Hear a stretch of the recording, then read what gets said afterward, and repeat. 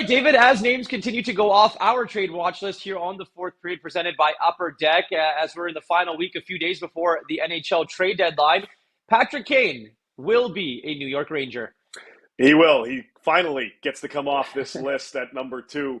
And yeah, New York Ranger. We knew that this deal was happening. We knew over the weekend that there were the parameters of the deal that were agreed upon. They get to make it happen today. It'll be done later on this afternoon or evening, or depending what part of the country you're in. And he is going to be going to Rangers officially.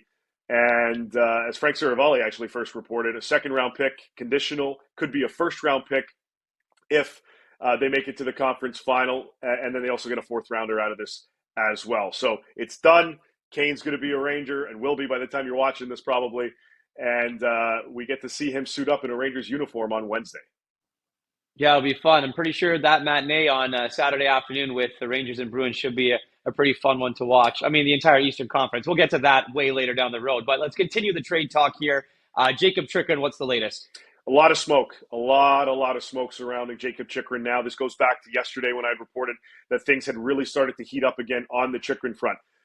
Los Angeles, Washington, Carolina, Pittsburgh, Edmonton, a few other teams have been going back. I believe the New York Islanders as well have been checking in and have been engaged in talks involving Jakob Chychrun. This is looking like it's finally going to reach the finish line by the deadline. I know that's tough to say because we've been waiting for this for so long, but there is and has been a lot of traction on this front.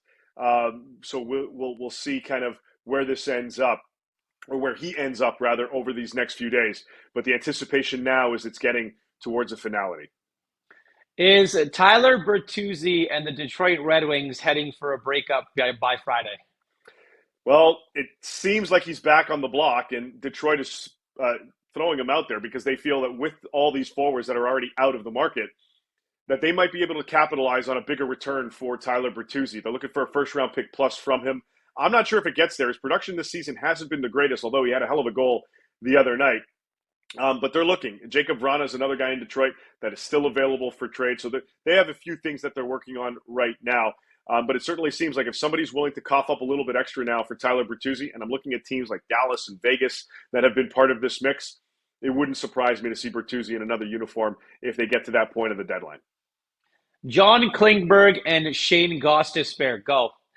Yeah, well, look, he's doing himself some favors now that he's putting up points in his last 9 games, which is a plus.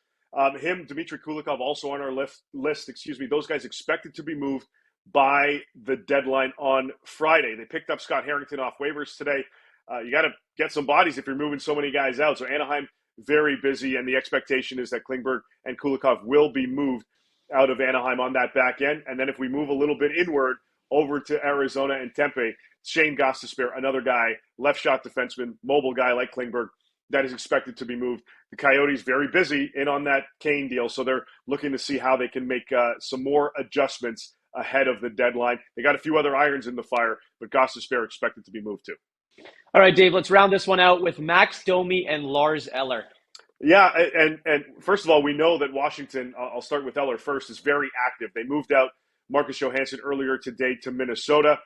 And Lars Eller is another player generating a ton of interest. So is Connor Sheary. They got some guys on the back end. But Eller right now on our list, the expectation is that he is going to be moved. He kind of expects it too. So we'll keep tabs on that to see where things are going in that regard. And then with respect to Max Domi, there's a lot of talk of a contract too. A 3 to 4 year deal has been discussed with his camp. We'll see where that goes. If they can't get something done, then they may end up moving Domi at the deadline. But again, similar to Bertuzzi, with so many forwards out of the market already, they may capitalize on a decent enough return, but they have been talking extension. It wouldn't surprise me if they go down that road. David, thank you very much for this. Busy as always. Busy. As ever this week. But we'll catch up with you for the latest as the week goes on, as we take a look at, obviously, a lot of names on our trade watch list here on the fourth period, presented by Upper Deck.